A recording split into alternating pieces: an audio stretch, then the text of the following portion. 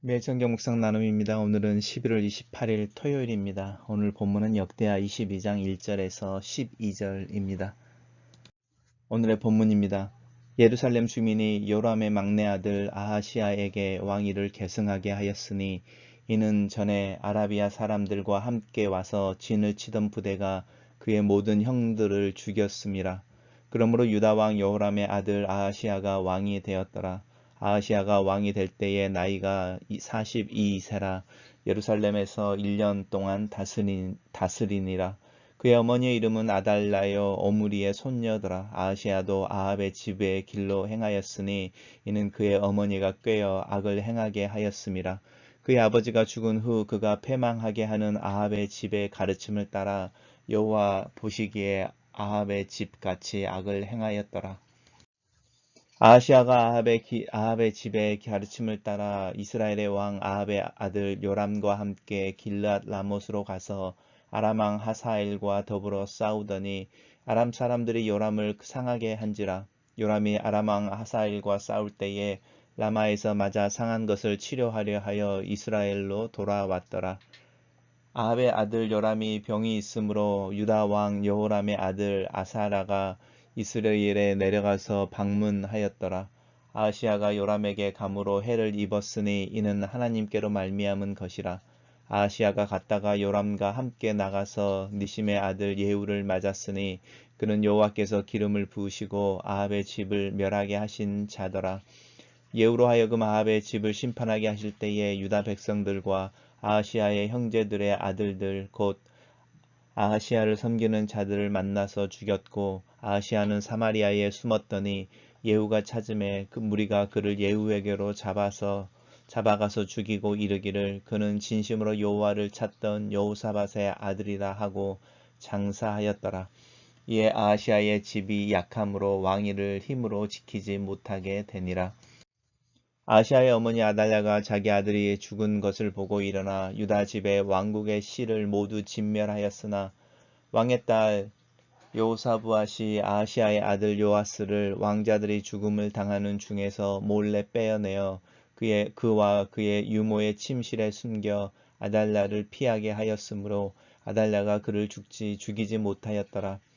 여호사브앗은 여호람 왕의 딸이요 아하시아의 누이요 제사장 여호야다의 아내이더라. 요아스가 그들과 함께 하나님의 전에 6년을 숨어 있는 동안에 아달랴가 나라를 다스렸더라. 오늘의 본문은 세 개의 단락으로 나누어져 있습니다. 단락별로 살펴보겠습니다. 오늘 첫 번째 본문은 이 여호람의 막내 아들 아하시아가 왕위를 계승하는 것에 대한 이야기로 시작합니다. 여호람의 막내 아들 아하시아는 우리 어제 묵상할 때 나왔는데 어제 묵상한 본문에는 여호아하스라는 말로 나왔습니다. 그래서 여호람의 막내 아들이었다. 하나님께서 여호람이 아버지인 여호사밧이나 또 할아버지인 아사와 달리 북이스라엘과 또 북이스라엘의 길을 걸어가면서 하나님을 대적하는 것에 대해 하나님이 화를 내시는 부분에 대한 이야기가 있었죠. 전쟁이 있게 하고 또 개인적으로 여호람이 병들어서 병으로 인하여 고통받고 죽게 되는 부분에 대한 이야기가 있었습니다. 그때에 이방 민족들이 이제 여기 오늘 본문에 보면 아라비아 사람들이라고 말하는데 블레셋과 아라비아 사람들이 유다를 공격할 때에 여호람의 아들들이 다 죽임을 당하고 가장 어리고 막내였던 이 아하시아 어제 본문에 의하면 여호아스라고 하는 이 아들만 살아남아 있었고 그 아들이 이제 왕이 되는 부분에 대해서 이야기를 합니다. 그리고 나서 이제 아하시아가 왕이 되어질 때에 42세라고 말하는데 사실은 22세입니다. 요람이 40살을 살았는데 40살을 살고 죽었는데 아버지가 죽을 때에 40세보다 아하시아가 더 오래 이렇게 더 늙을 수가 없잖아요. 더구나 막내 아들이었는데 열왕기에서는 이 42세가 22세로 정확하게 나와 있습니다. 특별히 역대하에서는 이 필사하는 과정 속에 이 숫자와 관련 부분에서 조금씩 오류들이 있는 부분들이 조금 잘 드러나고 있습니다. 그럼 어쨌든 이제 예루살렘에서 통치를 하는데 1년입니다. 아버지인 여호람이 8년 통치를 했었는데 이 아하시아는 1년을 통치하게 되고 그러면서 이제 나오는 부분이 그의 어머니 아달랴가 나오는데 이 아달랴에 대한 영향력에 대해서 설명을 하고 있죠. 아달랴가 오므리의 손녀다라고 말하는데 이 오므리는 북왕국의 아합 왕의 아버지로서 소위 말하는 오므리 왕조를 시작한 사람입니다. 오므리 왕조는 4대에 걸쳐서 왕들을 만들어내고 오늘 본문에 나오는 이제 예후에 의해서 이제 이 왕조가 멸망하고 다른 왕조가 나오게 됩니다. 남유다와 북이스라엘 사이의 가장 큰 차이점이 여기에 있습니다. 그 왕조라고 말하는 이제 왕위의 계승에 대한 이야기를 할 때에 유다는 그 왕국이 분열되어져서 남유다가 멸망할 때까지 다윗의 왕조, 그러니까 다윗의 계열에서 왕이 계속 나오게 되고 다윗의 혈통이 이제 왕위에 올라서 다스리게 되어지는데 이 북이스라엘은 왕조가 계속 바뀌게 됩니다. 그래서 최소한의 6개 이상의 왕조가 북이스라엘이 멸망할 때까지 드러났다 이렇게 없어지게 되는 거죠. 뭐 우리나라로 하면 사실은 여러 개의 태어날 그 왕조가 만들어질 때마다 다른 나라 이름을 썼을 만도 한데 북이스라엘에서는 그 나라 이름은 바꾸지 않고 이 왕이라고 하는 이렇게 그 가문이 계속 바뀌게 되는 부분 속에서 어떤 꾸준하게 나오는 혈통에 대한 이야기는 없습니다. 그런 의미에서 이 역대기에서는 특별히 하나님께서 다윗과 맺은 언약을 기억하셨다. 그리고 다윗의 왕위가 이제 지속되어질 수 있는 부분에 하나님의 신실하심에 대해서 이야기하고 있는 영역이 있습니다. 근데 이제 이 아달랴에 대한 이야기를 하는데 이 아달랴는 북이스라엘 오므리의 손녀니까 아합 왕의 딸인 거죠. 그래서 이제 이 아합의 길이라는 이야기가 계속 나오는 겁니다.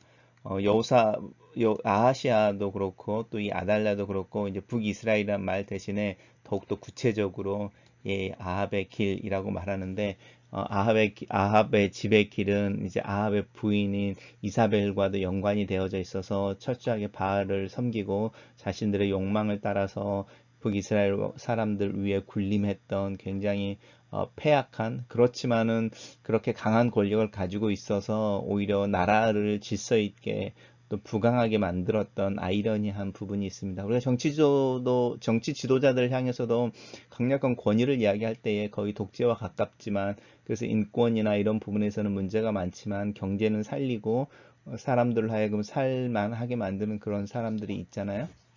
아방이 아마 그런 사람이라고 생각하시면 됩니다. 근데 이제 그의 딸인 이 아달랴가 계속적으로 어린 아하시아에게 영향력을 미치고 있는 부분을 이렇게 이야기합니다. 그의 어머니가 깨어 악을 행하기였다. 깨어라고 하는 부분이죠.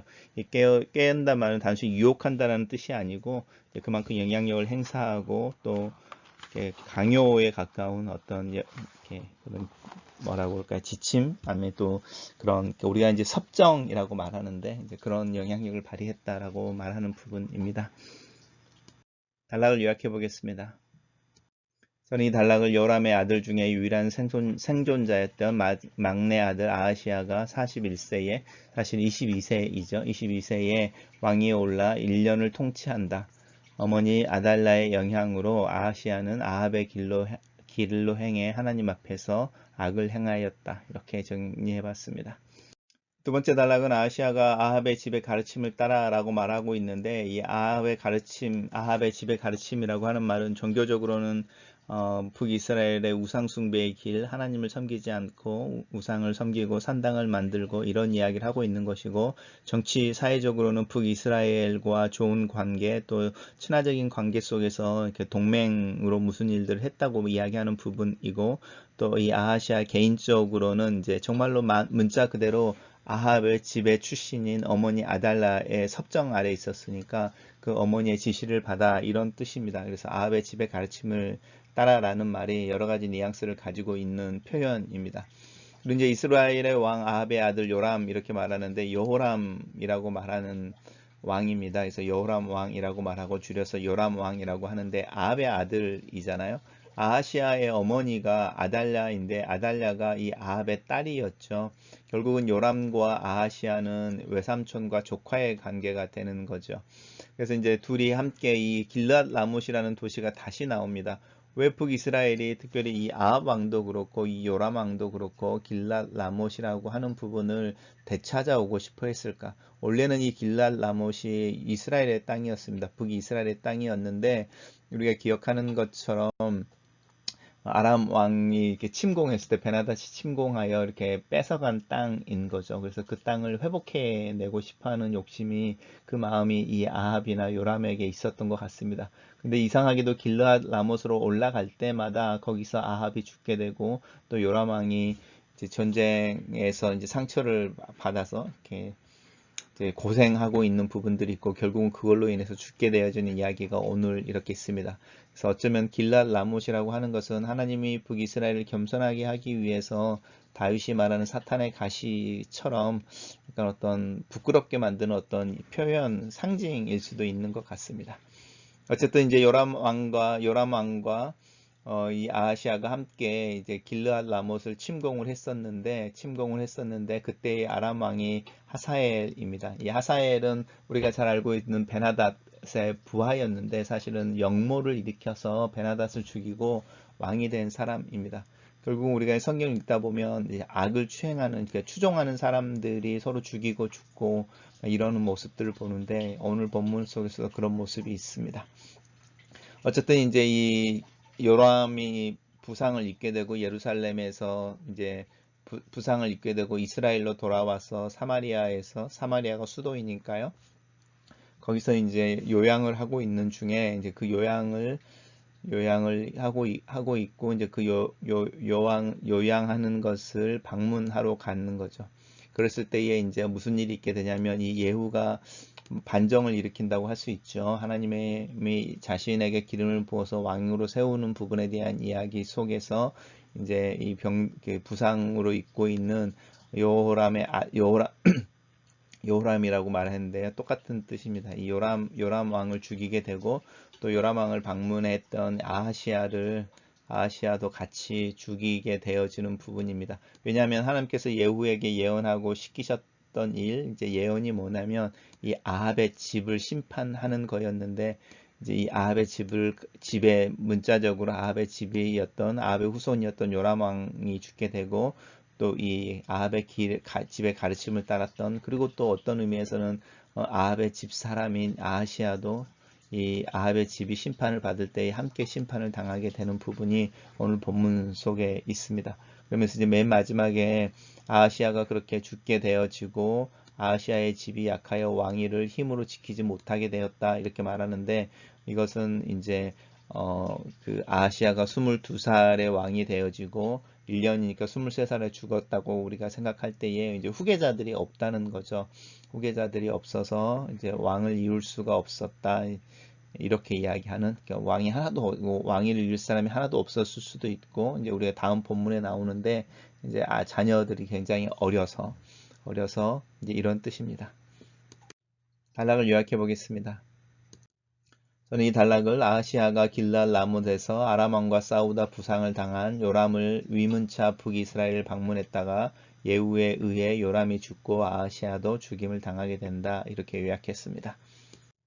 마지막 부분입니다. 그렇게 아들인 아하시아가 죽임을 당하겠다라는 이야기를 듣게 되면서 이 아달랴가 하는 첫 번째 일이 뭐냐면 자기 아들이 죽는 것을 보고 일어나라고 말합니다. 이제 뭔가를 실행하는 거죠. 그 실행하는 게 뭐냐면 유다 집의 왕국의 모든 씨를 진멸하였다라고 말하는 거죠. 그 말은 뭐냐면 이 아하시아의 아이들이 이제 자녀들이 어리니까 이제 아하시아 계보에서는 왕위가 나올 수 없으니까 결국은 이제 다윗의 혈통 중에 누군가가 왕이 되어지는데 아달랴가 그것을 이제 볼 수가 없고 그 욕심으로 이제 그 왕이 될 가능성이 있는 다윗의 후손들을 다 죽이고 자기 스스로 이제 여왕이 되는 부분에 대한 이야기를 하고 있습니다. 그래서 여왕이 돼서 아달랴가 이제 스스로 여왕이 돼서 6년 동안을 통치하게 되어지는데 다행히 그때에 왕의 딸 여호사브앗이라고 말하는 이제 딸인 거죠. 이 왕의 딸이라고 말하는데요.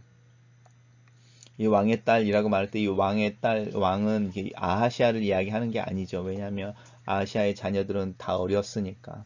여호사밧의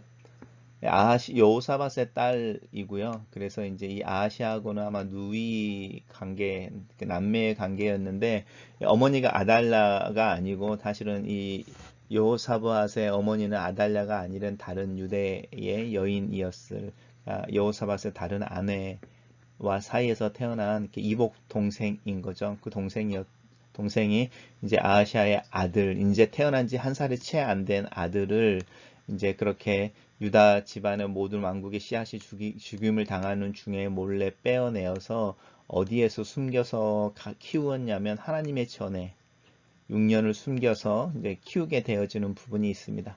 그러면서 이제 이 요사부앗에 대한 이야기를 하는데, 요사부앗은 요람 왕의 아들 딸입니다. 이렇게 말하죠.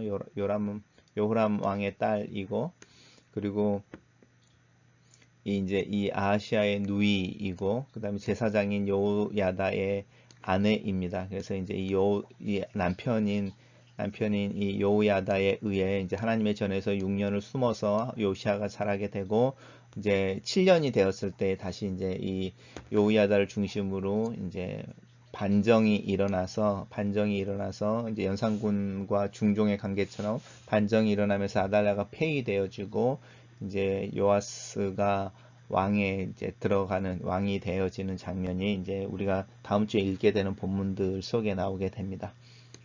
단락을 요약해 보겠습니다. 저는 아들 아하시아가 죽은 것을 안 아달랴는 유다의 왕족들을 진멸하고 스스로 여왕이 된다. 아하시아의 아들 요아스만 다행히 도망쳐서 아달랴가 6년 동안 다스리는 기간 동안에 숨어 있는다. 하나님의 전에 숨어 있는다. 묵상 포인트입니다. 하나님 아버지인 여호람이 병들어 죽게 되었다. 형제들은 아버지의 죄로 인한 죄에 대한 징계로 유다를 침략한 이방 민족들에 의해 죽임을 당했다. 어머니인 아달라는 아하시아를 왕으로 세우기보다는 자신이 권력의 정점에 앉고 싶어 했다. 아하시아는 다윗의 혈통을 중요하게 생각하는 유다 사람들의 지지에 근거하여 왕이 되었다. 자신의 힘으로 앉은 왕이 아니었다. 다윗과의 언약을 기억하여 은혜를 베푸시는 하나님을 기억해야만 했다. 자신을 왕으로 지지해준 백성들이 바라는 길이 다윗의 길, 여호사밧의 인도와 같은 것을 행해내는 왕에 대한 기대였음을 기억해야 했다. 하지만 아하시아는 무기력한 모습으로 어머니인 아달랴의 힘에서 벗어나지 못했고 북이스라엘의 길, 아합의 길을 걸었다. 역사를 공부하면 반복해서 보게 되는 것이 인간의 무기력감이다. 선을 선택하지 않는 인간의 무기력감을 넘어서 고집을 보게 된다. 고집은 교만이다.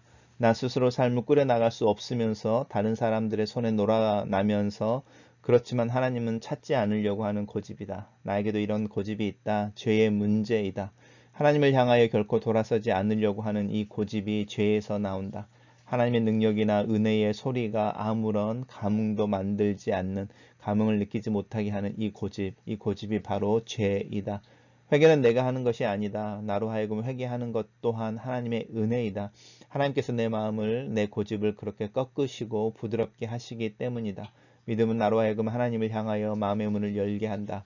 이 믿음 또한 내가 결단한 것이 아니라 믿어지는 것이다. 단순하게 믿어지는 이 믿음으로 인하여 나도 모르게 내가 하나님을 향하여 나아가게 된다.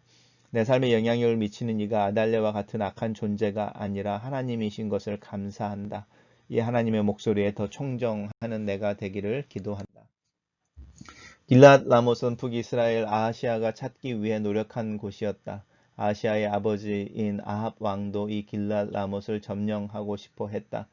이 길랏 라못은 본래 북이스라엘의 땅이었다. 손에서 떠나가고 잃어버린 것인데 내 마음은 떠나보내지 못하는 과거의 영광 같은 것이 이 길랏 라못이다.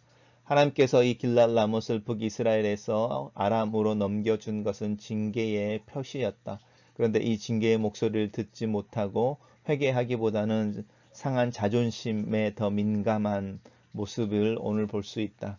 자존심에 손상을 입혔던 타인에 대한 복수처럼 내 자신의 자존심의 회복을 위하여 나 또한 이 길랏 라못을 되찾아 오려고 할 때가 있다. 나에게 길랏 라못은 무엇일까? 하나님께서 나를 겸손하게 하기 위해, 나를 교훈하시기 위해 나에게서 빼앗아 가신 것, 나로 하여금 고개를 숙이게 만드는 것, 소위 꼬리를 내리게 하는 것으로 내 삶에 두신 것은 무엇일까? 나는 하나님이 나를 위해 나에게서 빼앗아 가신 것을 믿음으로 인정하고 하나님께 내어드리고 있을까? 사도 바울은 그것을 사탄의 가시라고 부르면서 자신의 연약함 속에 하나님의 영광이 나타나는 이야기를 한다. 나로 하여금 눈물을 짓게 하고 다른 사람들의 손가락질을 받게 하는 것인데 오히려 그것이 하나님의 은혜이고 나를 겸손하게 만들어 나를 사용하길 원하시는 하나님의 역사의 통로인 것이 있다. 아합의 집의 가르침을 따라라는 표현에 마음이 멈춰 선다. 아합 왕이 아하시아와 요람 왕으로 이어지는 악한 흐름이 그 아합의 집에 있다. 아람 왕 아사헬은 베나닷의 수하였다가 역모를 일으키고 스스로 왕이 된 사람이다. 예후 또한 하나님의 도구로 새로운 왕조를 시작하지만 죽고 죽이는 배신의 관계를 벗어나지 못한다. 이 악한 관계는 이렇게 자신을 위해 타인을 이용하고 죽인다. 죄의 모습이다. 나는 사람들과의 관계 속에서 어떤 태도로 서 있는지 내 모습을 점검해 본다. 마지막 묵상 포인트입니다. 아들 아하시아의 죽음 앞에서 어머니인 아달랴는 슬퍼하기보다는 반정에 가까운 역모의 계획을 실천한다. 다음에 왕이 될 가능성이 있는 왕족들을 모두 죽인다. 드라마에나 나올 법한 이야기이지만 아달랴의 욕심과 야망이 피를 흘리게 한다. 인간의 죄악이 행동으로 표현되어질 때 하나님의 약속까지도 위협한다. 다윗의 왕자의 후사가 없어서 더 이상 다윗의 왕자가 유지되어질 수 없는 그런 상황을 만들어낸다. 극단의 악의 모습이다. 그런데 아달라의 잔인함에도 불구하고 하나님의 은혜는 또 하나님의 계획은 그렇게 흘러간다. 또 그렇게 진행된다. 한 살에 채 안 됐던 아시아의 아들 요아스가 살아남는다. 6년을 하나님의 전에 숨어 살면서 하나님의 때를 기다린다. 악이 득세하여 하나님을 대적하고 하나님의 계획이 방해되어진다. 하지만 하나님의 계획과 약속은 여전히 이루어진다. 하나님께서 일하시기 때문이다. 잠깐 좌절하고 눈물을 흘릴 수 있다. 하지만 그 기간이 너무 길어지면 안 된다. 믿음이 시기를 놓치게 되면 그 의미를 상실할 때가 있다. 넘어졌을 때는 금방 일어나야 하고 불이 꺼졌을 때는 얼른 켜야 한다. 은혜는 나로 하여금 길에 넘어져 울고 있을 틈을 주지 않는다. 여전히 눈에 눈물이 흐르고 그 눈물 때문에 앞이 보이지 않을지라도 땅에 주저앉아 있는 것은 믿음이 아니다. 하나님이 신실하게 또 나를 위해서 나를 통해서 나와 함께 일하고 계시기 때문이다. 글로 쓰는 기도입니다. 내가 이해할 수 없는 상황이 있습니다. 내 스스로 주저앉아 탄식하고 울고 있을 때가 있습니다. 내 계획이 무너지고 소망의 빛이 다 꺼져버린 듯한 순간이 있습니다. 하나님께서 나를 향해 고개를 돌려버리신 것처럼 느껴질 때가 있습니다. 이런 느낌과 상황에도 불구하고 하나님께서는 나와 함께 하시고 또 신실하게 나를 인도하신다는 그 말씀을 믿고 감사하고 찬양합니다. 내 연약함과 순전하지 못하는 동기 때문에 때로는 내가 욕심을 쫓고 하나님을 떠나 살지만 하나님은 여전히 나와 함께 하시고 예수 그리스도 안에서 하신 약속을 이루기 위해 일하시는 것을 믿고 감사합니다. 하나님 내 눈을 열어주시옵소서. 일하시는 하나님을 보게 하시옵소서. 내 눈앞에 펼쳐진 하나님의 약속을 더 명확하게 보게 도와주시옵소서. 내 마음을 열어주시고 하나님을 더욱더 신뢰하고 찬양함으로 하루하루를 믿음으로 살게 도와주시옵소서. 시간이 지날수록 더 진실해지고 더 신실해지고 더 겸손한 믿음을 갖출 수 있도록 나를 도와주시옵소서. 이 세상에서 더 큰 악이 더 큰 권세를 행하고 사람들의 욕심과 감각에 호소하는 이 세상의 목소리가 더 커져가고 하나님이 없다고 말하는 이들의 숫자가 더 늘어가고 있습니다. 이 세상의 교만과 패역이 하나님의 일과 계획을 대항하고 적대합니다. 하지만 나는 하나님을 섬기고 예배하는 자로 서기를 원합니다. 하나님을 더 알고 하나님을 더 사랑하기를 원합니다. 나로 하나님을 더 알게 하시고 하나님과의 교제를 더 깊이 경험할 수 있도록 은혜를 내려 주시옵소서. 아멘.